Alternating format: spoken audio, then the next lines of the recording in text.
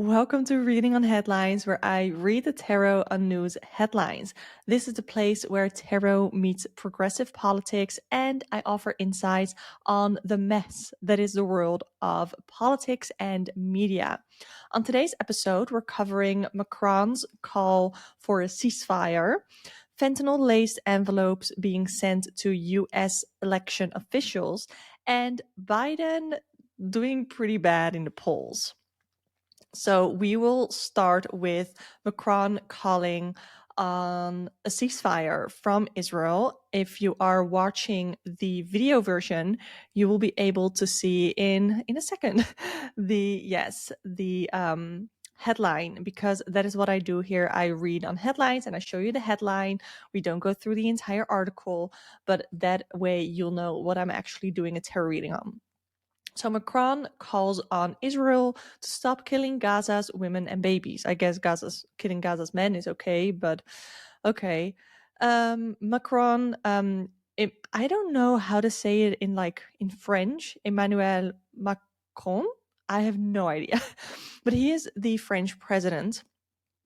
And he is asking for a ceasefire. In an exclusive interview, he said that there was no justification for the bombing, saying that a ceasefire would benefit Israel. And while recognizing Israel's right to protect itself, we do not urge them to stop. We do urge them to stop this bombing in Gaza. And then he also stressed that France clearly condemns the terrorist attacks of Hamas. So I think this is like, anytime you say that you want a ceasefire, I feel like you have to, at least for some people, you also have to say that Hamas is terrorist and that their attack on October 7th was bad, and that you also have it should go hand in hand, right?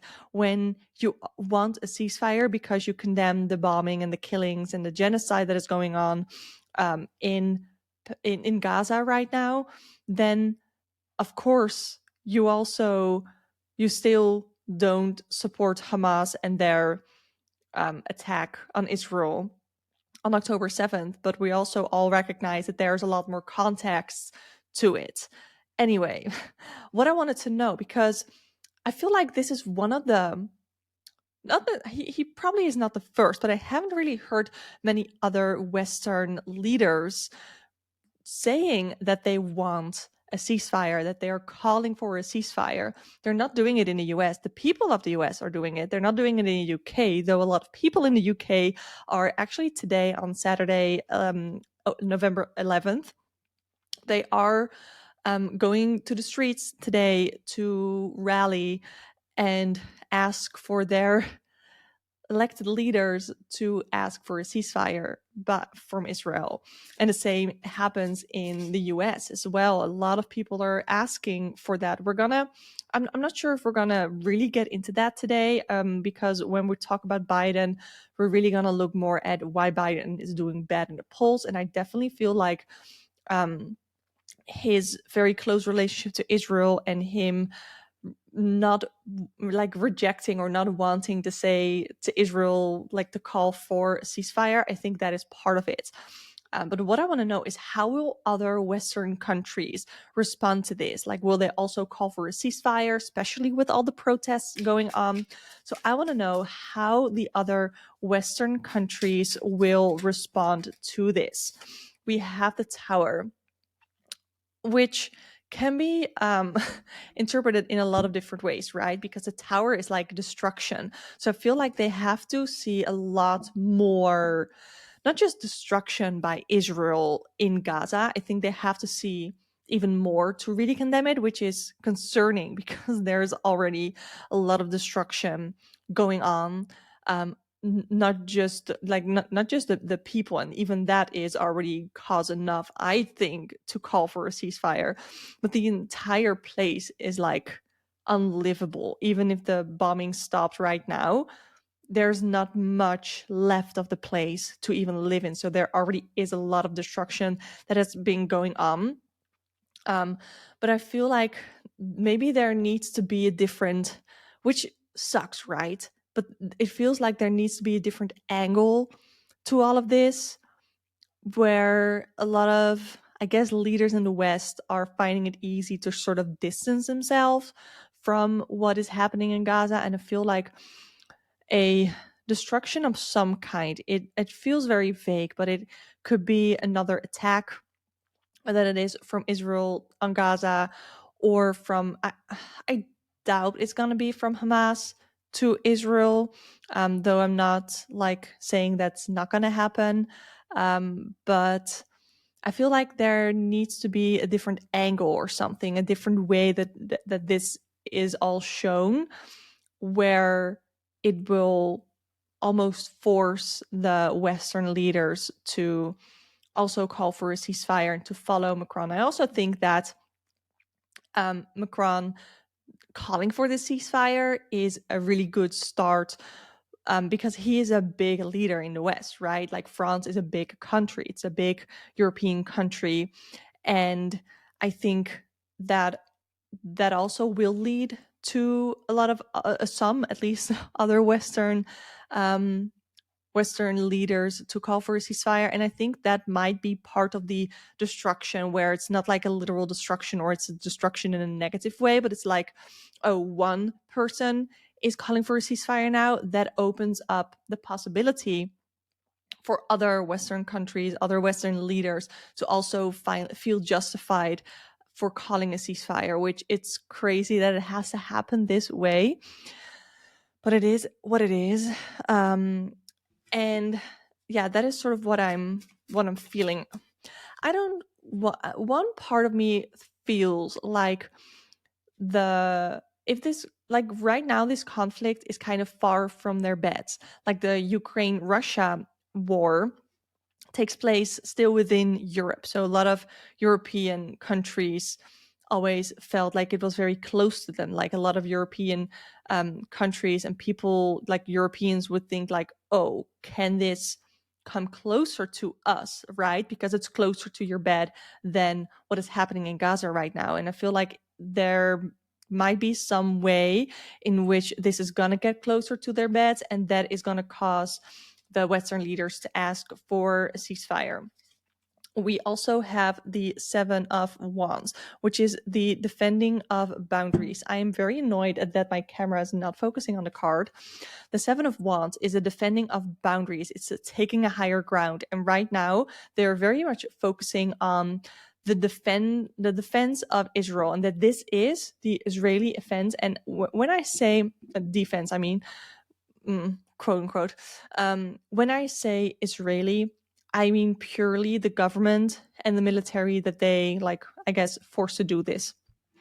I'm not talking about all of the Israeli people. I'm not talking about all of the Jewish people. You would think that that would be clear, but apparently that's not. So I wanted to have said it.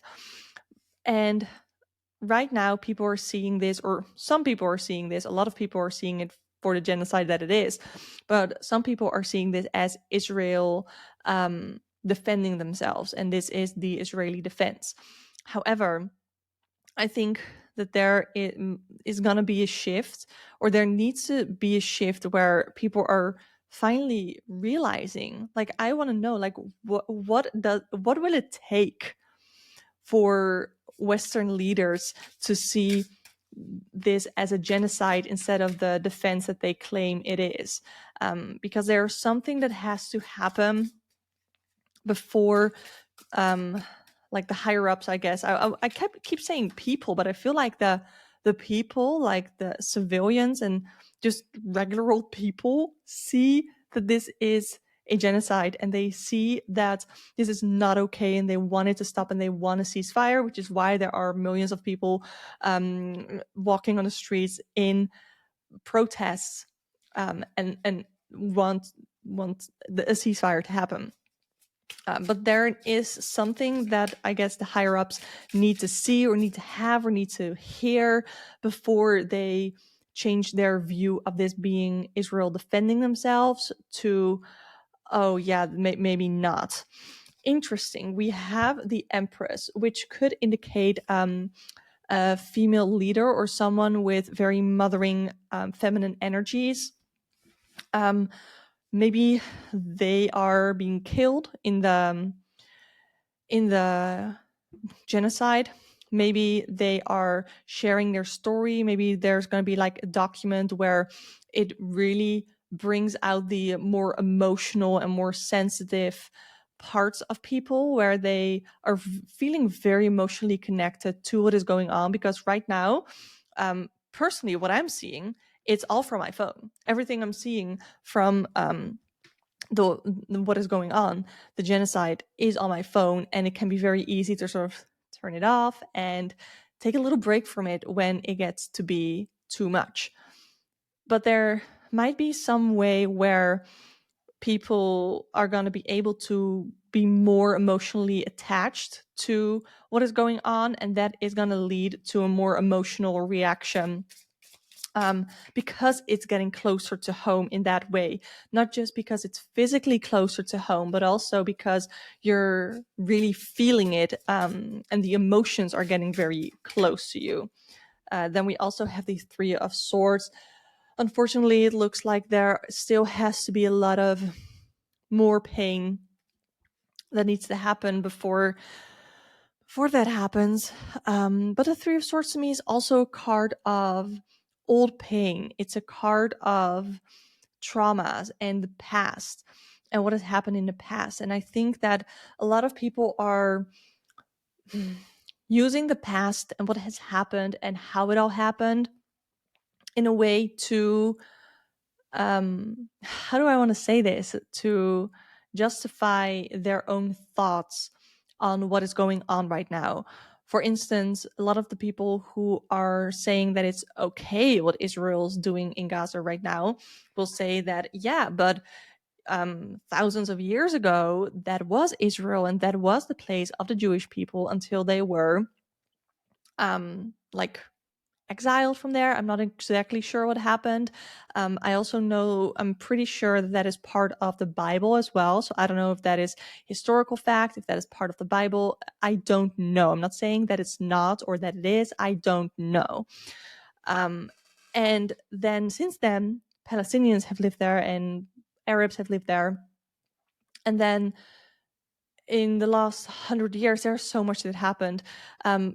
But especially after the Second World War, there needed to be a place where Jews could be safe and where they could live safely.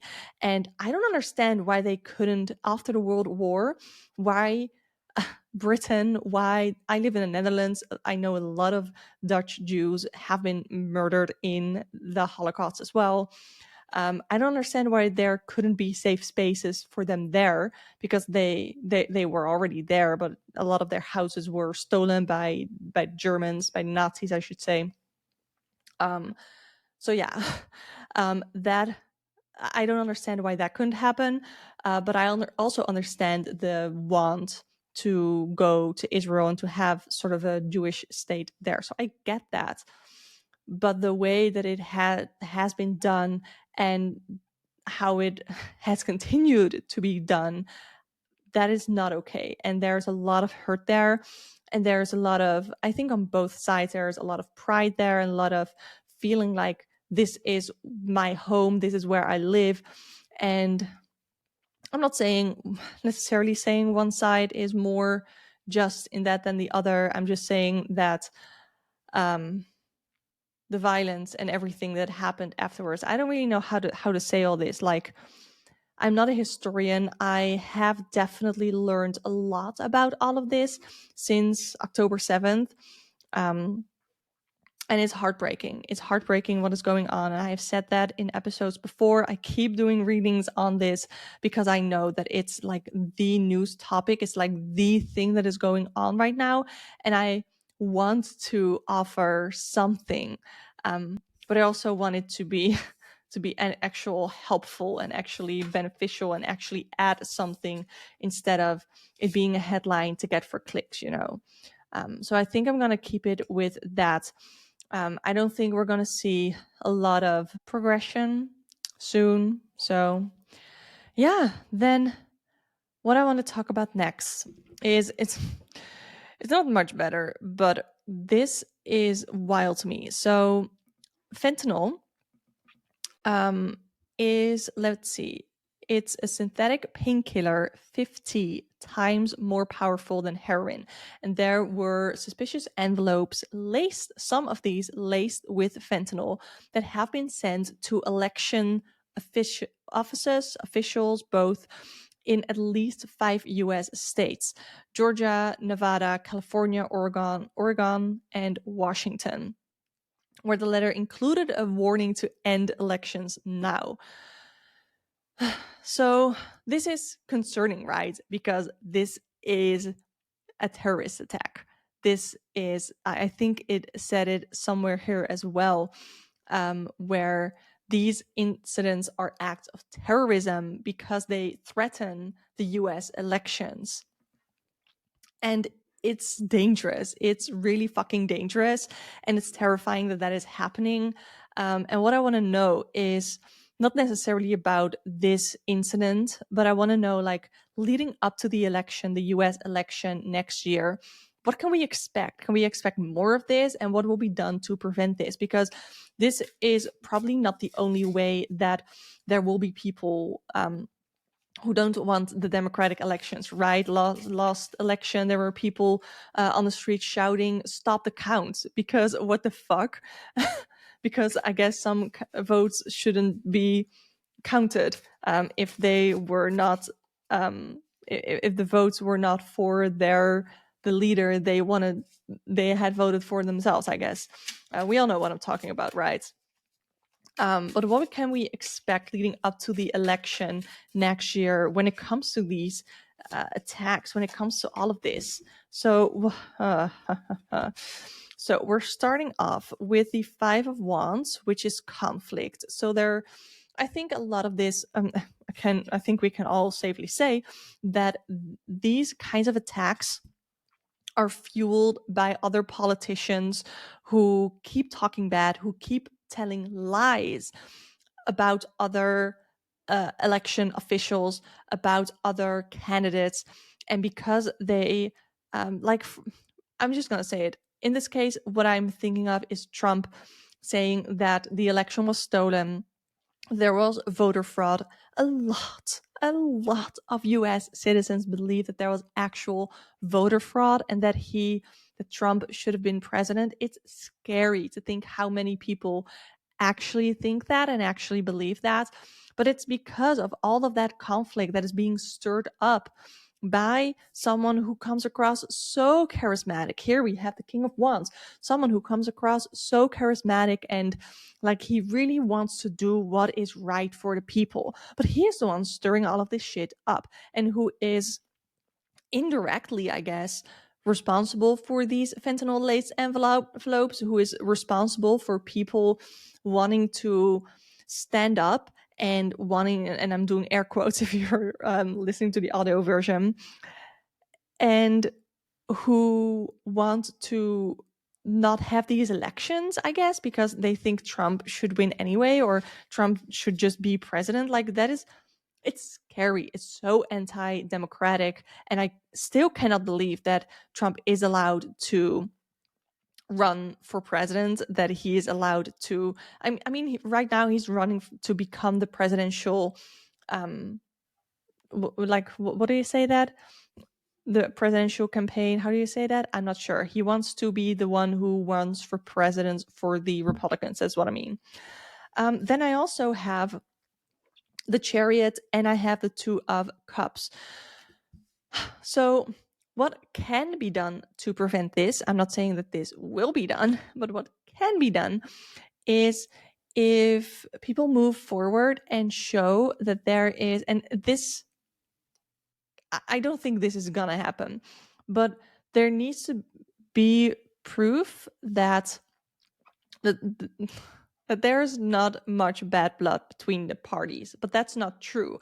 Like when I compare it to the Netherlands, of course there are political parties who do not get along because their viewpoints are way too far from each other, but there are also parties and political leaders from those parties that get along quite well, or at least they show that they get along quite well, because in the end, they have to collaborate in a cabinet with multiple political parties to lead our country. But the two-party system in the US doesn't really lend itself to that. Instead, there's just a lot of making each other look bad. Instead of saying why you should vote for them, so like why should I vote for Trump or why should I vote for the Republicans, they're more focused on saying, I always felt this way about American elections, or US elections, I should say. I've always felt this way, that they would more often talk about why you shouldn't vote for the other instead of why you should vote for them. And we are starting to see a little bit more of that in the Netherlands as well, especially by those who feel very inspired by Trump, which is only maybe one or two political parties here in the Netherlands. But yeah, that is what can be done. But what will happen is that it is just gonna truck along in the same way that it has been. I am not anticipating a lot of changes.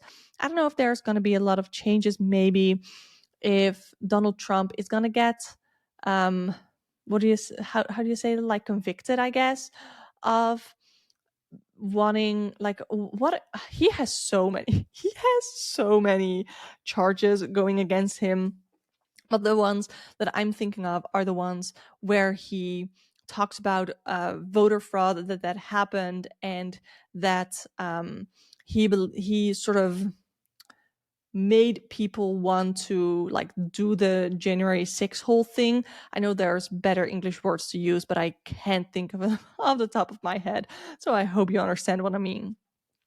Um, yeah, I don't, unless he gets convicted for that by causing like an uprising, like that.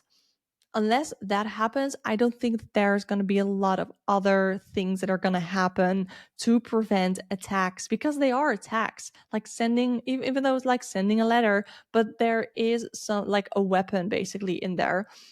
Because in the article, it also said that one of the sons of some sort of an official died by fentanyl. And you can die if you get an envelope like that, I'm pretty sure. So that shit is dangerous. Okay, then I want to do one more topic. We're not. I want to say we're very US centric, but the first part we talked about Gaza and Israel, which is having a hold on everybody, doesn't it? Okay, so the next headline is takeaways from new polls that reveal Biden's challenges and Trump's potential victory path. Again, I'm not going to read this whole thing, but it does say here that the new poll reveals deep public discontent with Biden's job performance at a time when his economic optimism is failing to connect with a disgruntled nation wary of high prices. So that's talking mostly about the economic part. But a lot of people are not happy with Biden. Like, I know a lot of people who vote Democrat aren't happy with Biden, aren't happy with him, but he's the pathetic only choice against Trump, and it's pathetic. Uh, it's also scary. It's also scary, because I know a lot of Americans are not waiting for, or not wanting, a second term by Trump. But I guess the alternative then is a second term by Biden. So what I want to know is, how come Biden is doing bad in the polls? We already kind of know it. He's okay. We have the hermit, which is solitary. So he's sort of doing, I don't know if he's sort of doing what he always wanted to do, but it's like he's in this little echo chamber and people just tell him things. Like, I hear a lot of jokes about Biden being like a walking corpse because he's that fucking old. And he is very old. And sometimes you're like, are you alive? You like want to poke him to see if he's still breathing, if he can still blink. So it's like he has a lot of these people around him that are sort of feeding into him, I guess. And he's not really listening to his voter base on what they want. And I think that is dangerous, because that is what I think Trump does really well, where he hears what his voter base wants and he gives it to them. Whether it's a bad idea, whether it's a dangerous idea, I'm not saying that this is good what he's doing, but it does make sense why Biden is not doing well in the polls and why Trump is, because Biden is just on his little island. He's not actively in his campaign. Like, I'm not saying this is Biden as a person only. It's like his campaign, his team is not listening to the voter base. So what do we have next is we have the Fool. I want this to focus. Come on. We have the Fool, which is about a beginning, but also naivety. And I think then we also have, interesting, I swear I shuffled this a lot. I also have the Magician and the Empress. So the Magician is about doing things, getting things done. And the Empress is about femininity, about a female person, about mothering energy.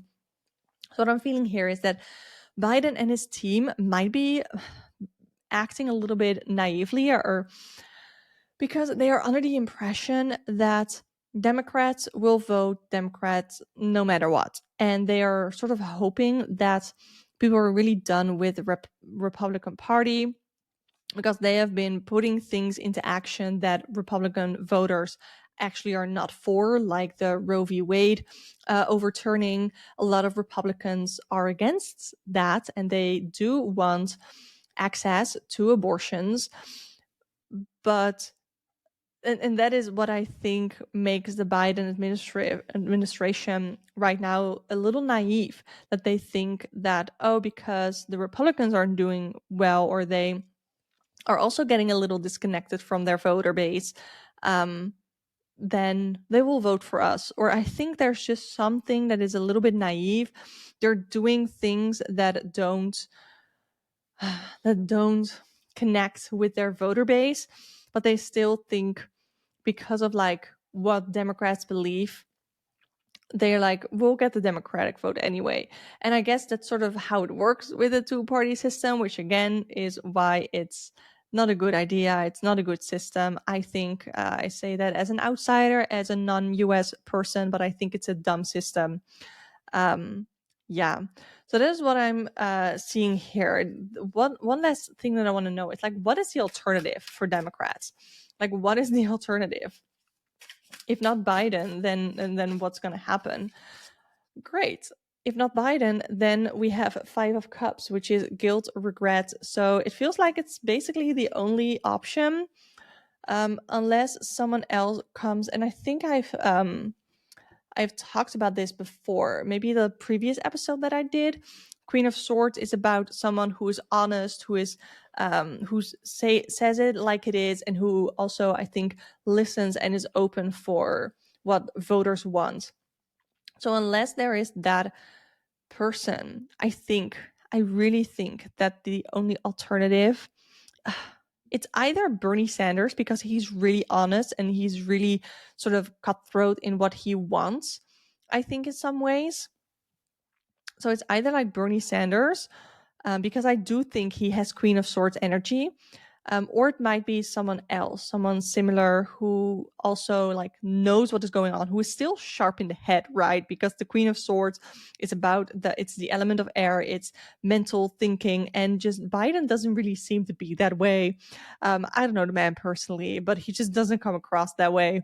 And I think Bernie Sanders comes across a lot more eloquently, a lot more mentally there, So that is the alternative. And otherwise, it's just sucking it up. I'm sorry, my US listeners. Thanks so much for listening to Reading on Headlines. Submit your listener request, question, or comment on Spotify, or send it to me on Instagram @tarotwithruby. Stay safe, stay sane, and do some self-care today.